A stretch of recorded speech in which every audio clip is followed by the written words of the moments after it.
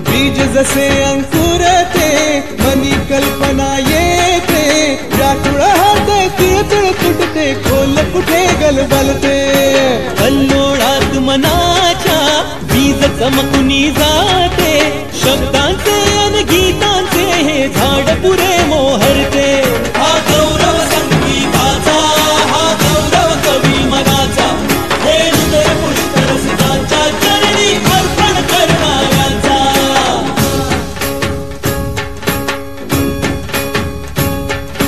तिसरी घंटा होते मखमल ही उलगडते रंग रंगल्या अभिनेत्याचे भान हरपुनी जाते कसली जादू होते भारुनी सारे जाते रसिकांसाठी आसू आणिक हासू देऊन जाते हा गौरव नाट्यकलेचा हा गौरव लोककलेचा या जगराच्या सेवेसाठी जीवन देणाऱ्यांचा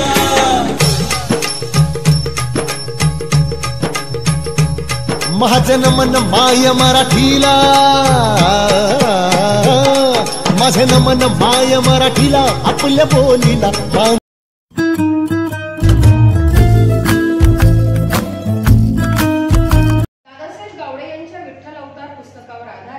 सादर करीत आहोत पौराणिक नाटक पात्र परिचय शंकर श्री गोडसे पार्वती श्रीमती जावडेकर शेषनाग श्री रडे रुक्मिणी तसेच चंद्रभागा श्रीमती साळवी श्रीकृष्ण श्री जाधव सत्यभामा आणि कालिंदी श्रीमती सावरटकर नारद श्री बडगुजर स्वामी बोल पार्वती मी आता यापुढे एकही पाऊल टाकू शकणार नाही खूप तहान लागली मला पार्वती आणखी काही क्षण वरून देवाची भेट होईल आता पण तोपर्यंत मी व्याकुळ होईल माझ्या अंगात अजिबात त्राण नाही आहे मी अजून प्रतीक्षा नाही करू शकत मला आता एकही पाऊल टाकता येणार नाही मला आत्ताच्या आत्ता जल हवे आहे मी प्रतीक्षा नाही करू शकत बसा तिथे मी देवी असून कहाण सहन करू शकत नाही तर इथली जलसृष्टी कसं सहन करत असेल स्वामी त्वरित मला जल हवे आहे प्रत्यक्षित जलाचा उगम तुझ्यासाठी मी पृथ्वीवर विमान केला आहे ही नदी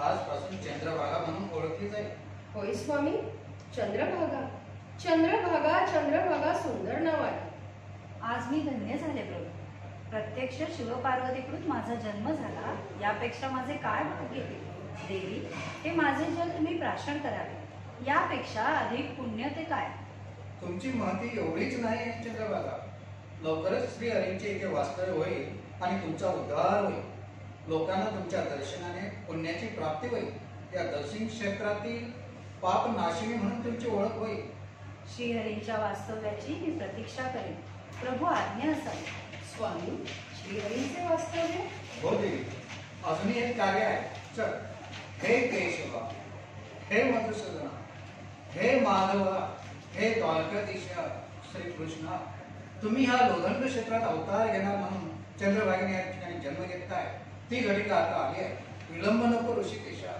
संपूर्ण सृष्टी विष्णुदेवीतील विठ्ठल अवतार पाहण्यासाठी अधीर झाली आहे आपण द्वारकेहून या लोधंड क्षेत्रात प्रस्थान करावे महादेव विठ्ठल अवतार घेण्याची हीच योग्य वेळ आहे यात शंकाच नाही मलाही तिथे येण्याची ओढ लागली आहे मी लवकरच तेथे येईल परंतु हे विश्वेश्वरा माझी अजून एक इच्छा आपल्याला पूर्ण करायची आहे काय आहे आपली इच्छा विठ्ठल अवतार घेतल्यावर आपली भेट व्हावी आपल्या शुभदर्शनाने या अवताराचा प्रारंभ व्हावा अवश्य ते माझे एक अवभाग्य असेल या अवताराचा प्रारंभ माझ्या आणि तुमच्या भेटीपासूनच होईल श्रीकृष्ण आपणास भेटणार आहे त्या आरती देवी रुक्मिणींचे आगमन होणार आहे त्या इथे आल्या की मी त्यांची भेट घेण्यासाठी पुन्हा येते आणि आज हे सगळं शुभमुहूर्तावर घडत आहे ठाऊक ना आज काय आहे ते काय आज जन्माष्टमी आहे श्रीहरींची श्रीकृष्णाची जन्मतिथी आहे प्रभू जनकल्याणासाठी आपण विठ्ठल अवतार घेत आहात मी तर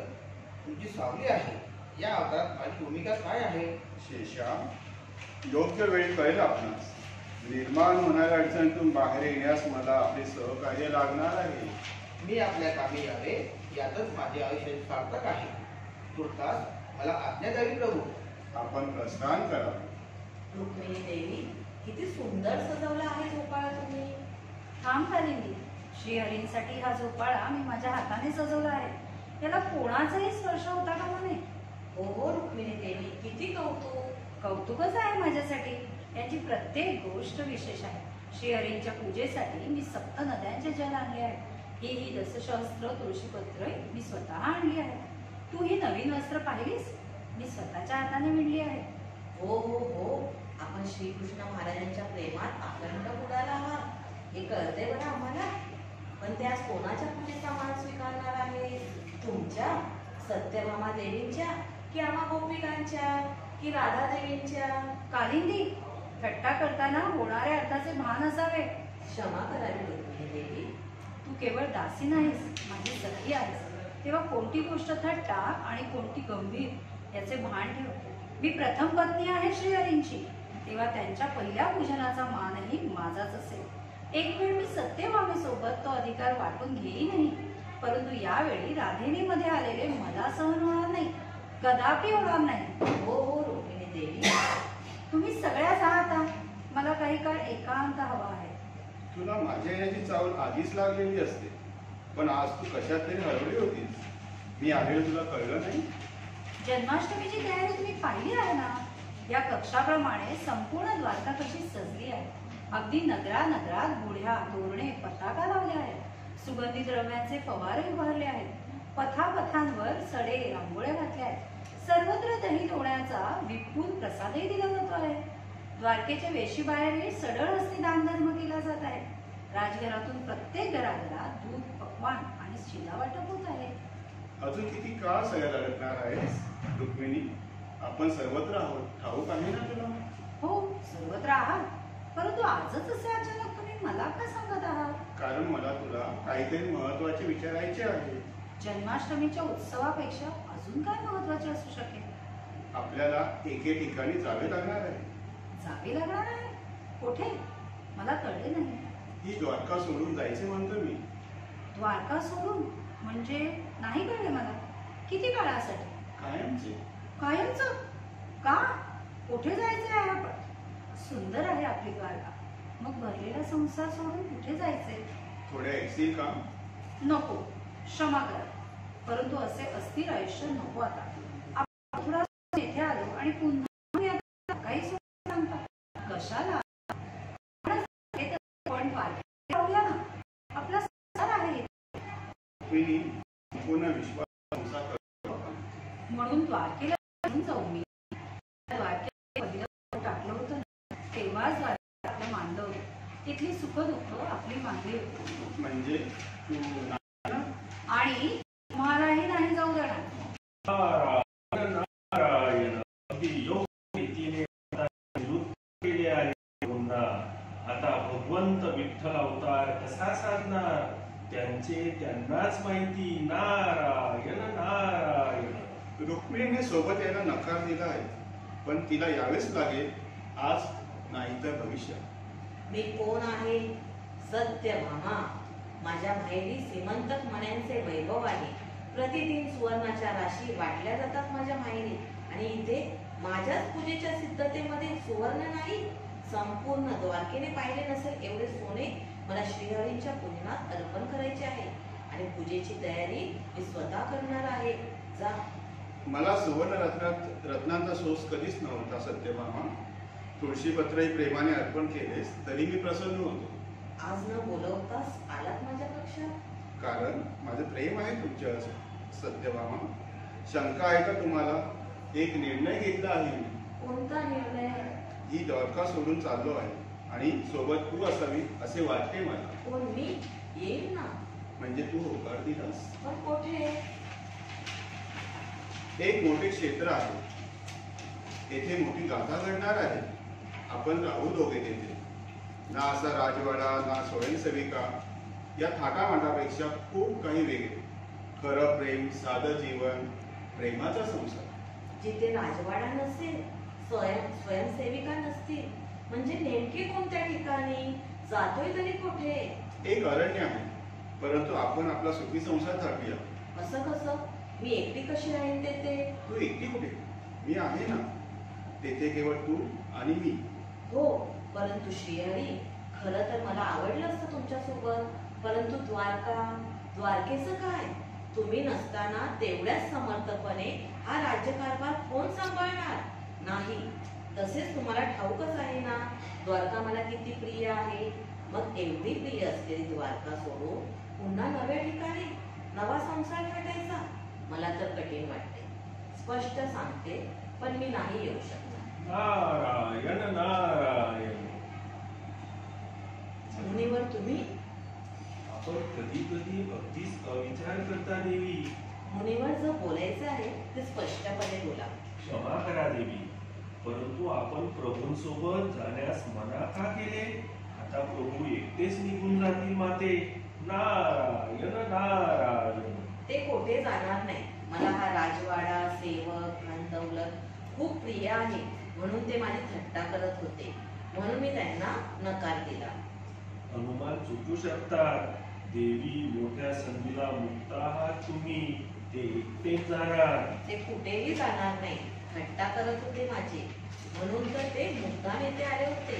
नारायण नारायण. प्रभू, तुम्ही अजून येथे शतपावली घालत आहात. तुमचा विठ्ठल अवताराची घटना समीप आली आहे. प्रभू, शीघ्रता करा. तुमचा विठ्ठल अवतार पाहण्यासाठी सर्वत्र जल्लोष सुरू आहे. देवकुळांमध्ये, गणांमध्ये, गंधर्वांमध्ये, सप्त ऋषींमध्ये सर्वत्र उत्सवाचे वातावरण आहे. प्रभू. हो देवर्षी. नारायण नारायण. देवर्षी, तुम्हालाही माहित आहे मी एकट्याने लोहदंड क्षेत्रात विठ्ठल अवतार घेऊ शकत नाही. शंकाच नाही प्रभू. सत्य आहे प्रभू, परंतु अंड कुठे आहे? पुन्हा तेच. सर्वत्र ठाऊक आहे तुम्हाला. सत्यभामेला राजवाडा सोडवत नाही तर रुक्मिणी यायलाच तयार नाही. ती रमली आहे द्वारकेच्या संसारात. जांबवतीचा तर प्रश्नच उद्भवत नाही. श्रीराम भक्तीपेक्षा तिला अजून काही श्रेष्ठ वाटत नाही. प्रभू, माता रुक्मिणीस तुम्ही द्वारका सोडण्यात जर प्रवृत्त केले तर? म्हणजे? नारायण नारायण. प्रभू, चातुर्य आणि कूटनीतीचे धडे संपूर्ण विश्वाने तुमच्याकडून घ्यायचे. तेथे तुम्ही मला पामराला विचारता म्हणजे? नारायण नारायण. तुम्हाला काय सुचवायचे आहे कळते आहे मला. किंतु परंतु टाळा आणि वेळेची शीघ्रता पाळा. प्रभू, असे काहीतरी करा जेणेकरून रुक्मिणी देवींचा क्रोध अनावर होईल आणि त्या द्वारकेला स्वतः त्याग करून लोहदंड क्षेत्रात प्रवेश करतील. कसला विचार करताय प्रभू? तुम्हाला ठाऊकच आहे आता कुठली लीला करायची आहे आणि कोणत्या पद्धतीने. नारायण नारायण. माझी लेक 24 वर्षाची झाली. आई आहे तिची. काळजी वाटतेच ना. त्यांना सांगितलं जर तिच्या लग्नाचं बघा. करतोय ना प्रयत्न. मग असं म्हणून कसं चालेल? उंबरगाची व्हावा लागतो लोकांचा, तेव्हा कुठे लेकीचं लग्न होईल.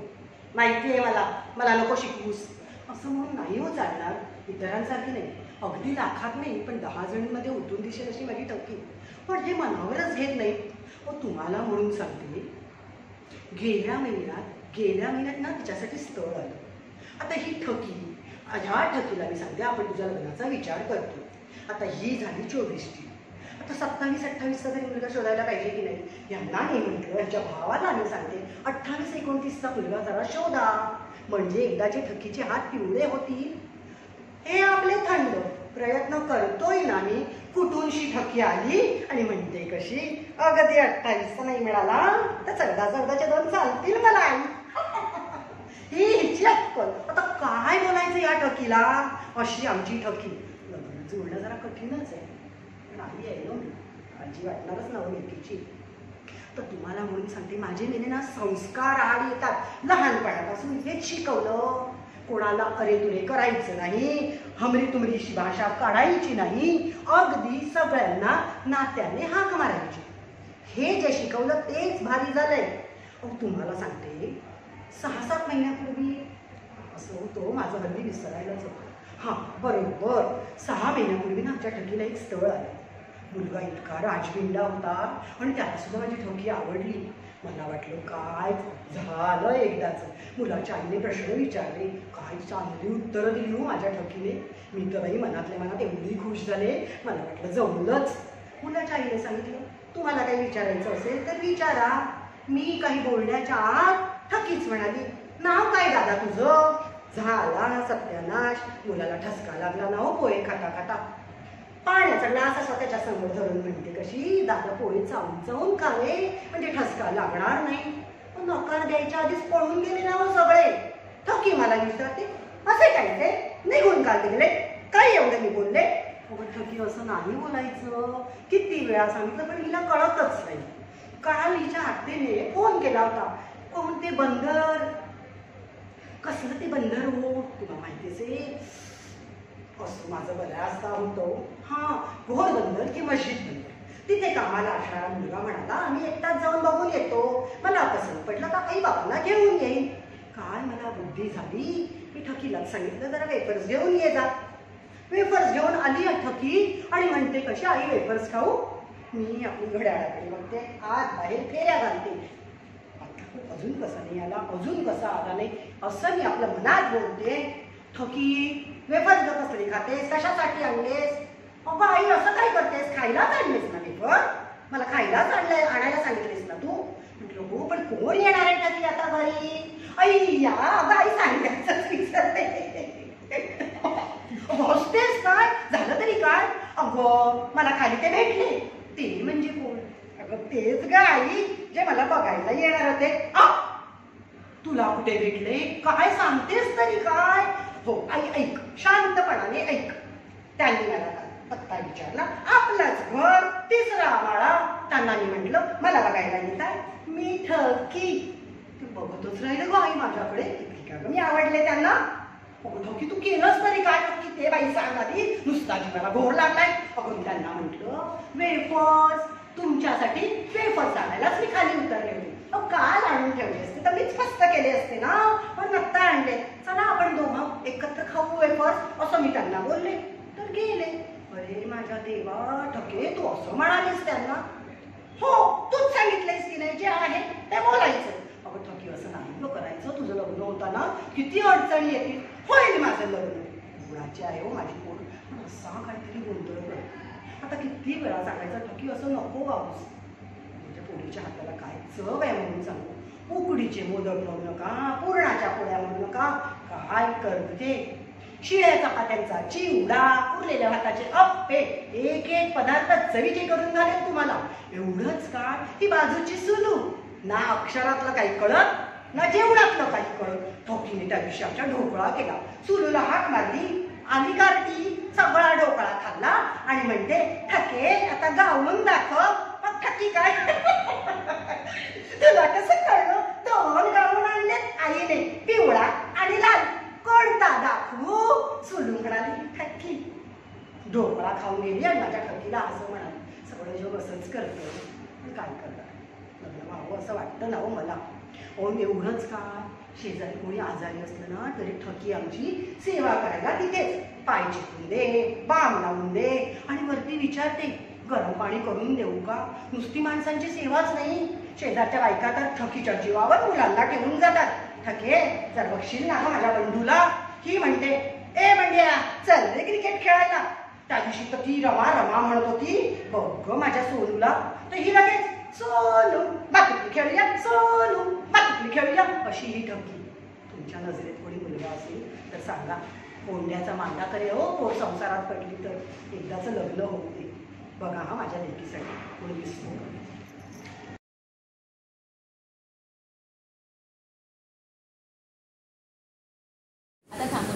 आजच्या महिला दिनाच्या कार्यक्रमात सर्वप्रथम आपल्या सर्वांचे स्नेहपूर्वक स्वागत. विधात्याने निसर्ग म्हणजे सृष्टी निर्माण केली, पण त्या सृष्टीला, निसर्गाला सर्जनशील बनवणारी क्षमा, दया, मायेची मूर्ती, प्रचंड शक्ती, स्फूर्तीचा सागर असणारी कलाकृती म्हणजे स्त्री निर्माण केली. विधात्याच्या सर्वश्रेष्ठ कलाकृतीचा सन्मान, आदर व्यक्त करण्यासाठी जगभरात 8 मार्च हा दिवस जागतिक महिला दिन उत्साहात साजरा केला जातो. समस्त नारी शक्तीला वंदन करून आजच्या या कार्यक्रमासाठी उपस्थित सर्व मान्यवरांचे मी शाळेच्या वतीने मनोभावी मनपूर्वक स्वागत करतो. आज स्त्री शक्तीचा सन्मान गौरव करण्याचा दिवस, त्यासाठीचाच हा सोहळा. आदरणीय श्रीमती डॉक्टर रागेळी मालुसरे यांनी आजच्या कार्यक्रमाचे अध्यक्षस्थान भूषवावे अशी मी शाळेच्या वतीने त्यांना विनंती करते. खूप खूप आभार आणि धन्यवाद. यानंतर वेळ आहे की प्रतिमा पूजन आणि दीप प्रज्वलन करून कार्यक्रमाची सुरुवात करण्याची. सुमंगल वातावरणात सवयीच्या उजळल्याच्या मान्यवरांच्या शुभहस्ते प्रज्वलित कराव्या ज्ञानज्योती. व्यासपीठावरील सर्व मान्यवरांना विनंती आहे की त्यांनी त्यांच्या शुभहस्ते प्रतिमा पूजन व दीप प्रज्वलन करा. सर्व मान्यवरांचे खूप खूप आभार. पाहुण्यांनी मंचावर स्थानापन्न व्हावी ही विनंती. शुभ प्रसन्न वातावरण निर्मिती करणाऱ्या परंपरेने कार्यक्रमाची सुरुवात तर झालीच आहे. कार्यक्रमात आता पुढे वेळ आहे स्वागत गीताची. स्वागत गीत सादर करीत आहे दिगंबर पाटकर विद्यालयाच्या विद्यार्थ्यांनी. खूप सुंदर सुमधुर असे हे स्वागत गीत या विद्यार्थिनींनी सादर केले. सुरेल अशा स्वागत गीतानंतर कार्यक्रमाच्या पुढच्या टप्प्यात कार्यक्रमाचे प्रास्ताविक सादर करण्याची विनंती मी माझ्या सहशिक्षिका श्रीमती जावडेकर यांना करते. खूप खूप धन्यवाद मॅडम. स्त्रीच्या शक्तीचा, कर्तृत्वाचा, अस्तित्वाचा हा लढा खरोखरच सर्व महिलांसाठी प्रेरणादायक आहे. प्रास्ताविकानंतर कार्यक्रमात पुढे वळूया अतिथींच्या स्वागत आणि सत्काराकडे. मी शाळेच्या मुख्याध्यापिका श्रीमती आचरेकर मॅडम यांना विनंती करते की त्यांनी कार्यक्रमाच्या अध्यक्षा श्रीमती सन्माननीय रागेळी मालुसरे यांना शाल, श्रीफळ आणि पुष्पगुच्छ देऊन स्वागत करावे. हो, आदर्श मानवाची विचारधारा म्हणजे समाजाचे प्रेरणास्त्रोत. जागतिक महिला दिन साजरा करण्यासाठी त्यांचे इथे उपस्थित असणे म्हणजे सुवर्णयोग. मी श्रीमती साळवे मॅडम यांना विनंती करते की त्यांनी आजच्या कार्यक्रमाच्या अध्यक्षांचा परिचय करून द्यावा. खूप खूप धन्यवाद मॅडम. स्त्री शक्तीचे दर्शन घडवणारी एक सुंदर नृत्यनाटिका आता तुमच्या समोर सादर करण्यासाठी येत आहेत आमच्या शाळेच्या कलामंचाचे कलाकार. जोरदार टाळ्यांनी सादर करूया स्वागत करूया आमच्या कलाकारांचे. खूप खूप सुंदर आणि स्फूर्ती देणारी नृत्यनाटिका. खरेच स्त्री शक्तीचा स्त्री शक्तीची व्याख्या करायची झाल्यास जबाबदारी, विचारी, करारी अशा अनेक विशेषणे तिला लाभली आहेत. ती कार्यतत्पर स्त्री. सुसंगती सदा गुरु, सुजन वाक्य काही पडू या ओळी आपण नेहमीच ऐकत आलो आहोत. परंतु गीताच्या ओळी ऐकणे आणि प्रत्यक्ष त्याचा अनुभव घेणे योगायोगानेच घडते. पण आजच्या जागतिक महिला दिनाच्या निमित्ताने हा योग घडून आला आहे. मी सर्वांच्या वतीने अध्यक्षांना विनंती करते की त्यांनी आपले मनोगत व्यक्त करावे. खूपच प्रेरणा देणारे अनुभव आणि त्यातून घडत गेलेले आपले व्यक्तिमत्व जीवन असावे तर असे. मॅडम, आपल्या विचारांनी मनाला स्फूर्ती मिळाली. खरेच आपल्यासारख्यांच्या संगतीने आणि विचाराने आमच्या भावी आयुष्यात नक्कीच योग्य मार्गाने वाटचाल करण्याची प्रेरणा आम्हाला मिळते. आमच्या विनंतीला मान देऊन आपण केलेले मार्गदर्शन याबद्दल खूप खूप आभार. आजचा हा विशेष कार्यक्रम साजरा करण्यासाठी प्रमुख पाहुण्यांपासून अनेकांचे सहकार्य लाभले. त्यांच्या सहकार्याची दखल म्हणून अशा बहारदार कार्यक्रमाच्या अंतिम टप्प्यात वेळ झाली आहे ती आभार प्रदर्शनाची. कार्यक्रमाचा शेवट हा आभार प्रदर्शनाने करण्यासाठी मी श्रीमती प्रेरणा कांबळे यांना मंचावर आमंत्रित करते. धन्यवाद कांबळे मॅडम. आजच्या या कार्यक्रमातून आपण काय शिकलो हे सांगायचे झाल्यास स्त्री आणि पुरुष यांनी एकमेकांबद्दल केलेल्या सन्मानानेच समाज प्रगतीपथावर जाऊ शकतो. हा विचार घेऊनच पसायदानाने आजच्या कार्यक्रमाची सांगता.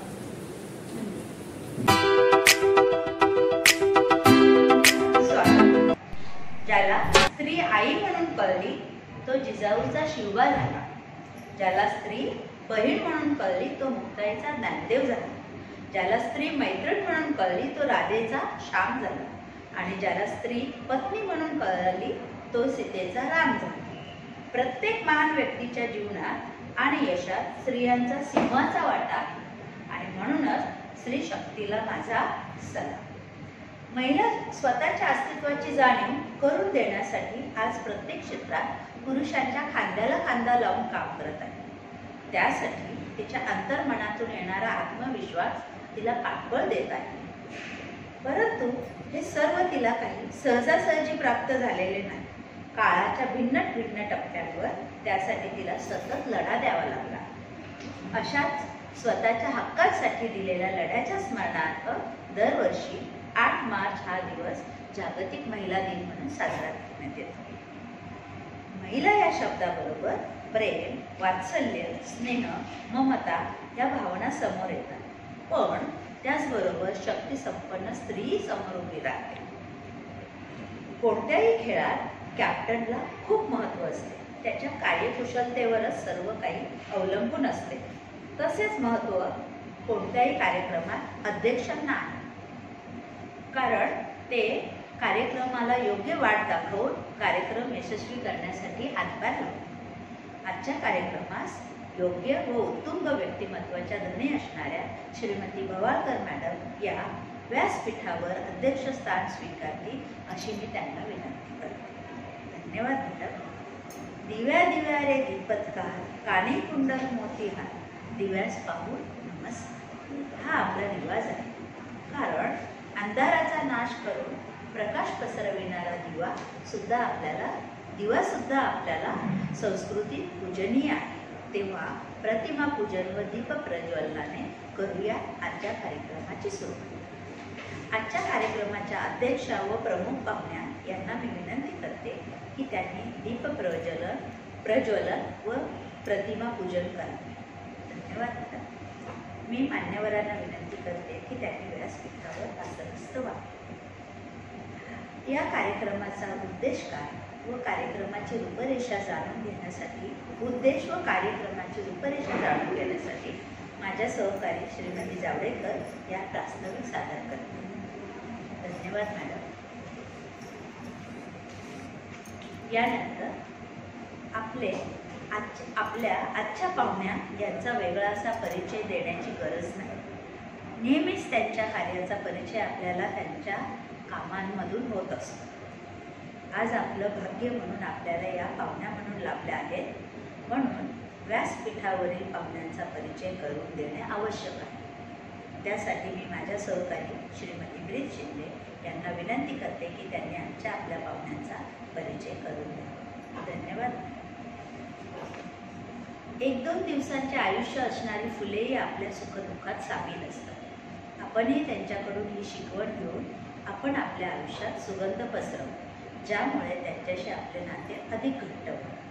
आजच्या पाहुण्यांचं स्वागत करणं हे आपलं भाग्य आहे. यानंतर अध्यक्षा, प्रमुख पाहुण्या यांचे पुष्पगुच्छ देऊन स्वागत करण्याची व शाल श्रीफळ देऊन सत्कार करण्याची मी आपल्या शाळेच्या मुख्याध्यापिका श्रीमती आजरेकर मॅडम यांना विनंती करते. धन्यवाद मॅडम. 8 मार्च या दिवसाचे महत्त्व काय, तर आता हे काठ्यात हा दिवस संपूर्ण जगभरात महिला दिन म्हणून साजरा केला जातो. भारतातही या महिला दिनाच्या निमित्ताने विविध कार्यक्रम आयोजित करण्यात येतात. महिलांचे सत्कार, विविध क्षेत्रात आघाडीवर असलेल्या महिलांना पुरस्कार दिले जातात. पण आपण महिला दिन साजरा का करतो हे अजूनही आपल्यापैकी अनेकांना माहीत नाही. चला तर जाणून घेऊया या महिला दिनामागचा माहीत नसलेला इतिहास. अशा या महिला दिनामागचा इतिहास ज्ञात करून देत आहे श्रीमती साळवी. धन्यवाद मॅडम. आता वळूया पुढील कार्यक्रमात.